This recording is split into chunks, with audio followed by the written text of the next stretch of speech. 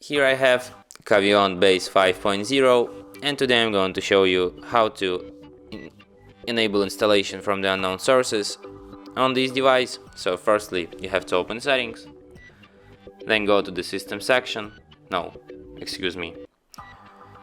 to the apps and notifications, then go to the advanced, then special app access, install unknown apps. Here you can see the whole list of the apps through which you can install unknown apps. Let's select, for example, Google Chrome, and then just allow from this source, and now you can install unknown apps through the Google Chrome. You can do the same thing to all apps in this list. And that's it.